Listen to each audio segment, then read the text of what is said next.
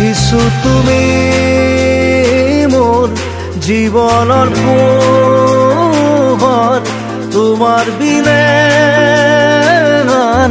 নাই মোৰ ঈশ্বৰ।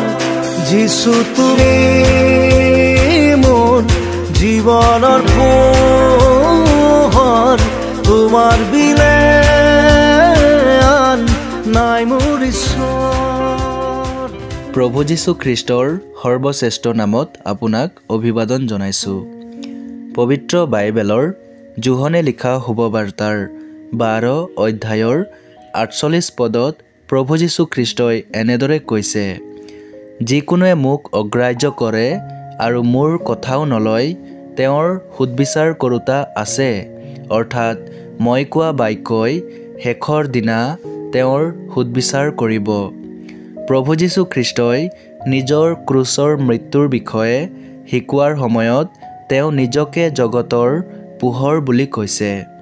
পোহৰ পাপী মানুহৰ অন্ধকাৰময় জীৱনত আশা, আশ্ৰয় আৰু আশ্বাস হৈ আহিছে। তেওঁ জগতলৈ মানুহক সুদবিচাৰ কৰিবলৈ অহা নাছিল, কিন্তু তেওঁ মানুহৰ বাবে উদ্ধাৰকৰ্তা হৈ আহিল। যিকোনোৱে যীশুখ্ৰীষ্টৰ মৃত্যু আৰু পুনৰুত্থানত বিশ্বাস কৰে, তেওঁক নিজৰ জীৱনত প্ৰভু আৰু উদ্ধাৰকৰ্তা হিচাপে স্বীকাৰ কৰে, তেওঁ উদ্ধাৰ পায়।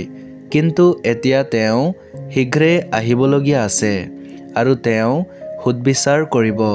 তেওঁ যেতিয়া সুদবিচাৰৰ সিংহাসনত বহিব, তেতিয়া তেওঁৰ শুভবাৰ্তাৰ বাক্য যাক মানুহে অগ্ৰাহ্য কৰে, সেই বাক্যই তেওঁৰ বিৰুদ্ধে সাক্ষ্য দিব আৰু তেওঁক দোষী কৰিব।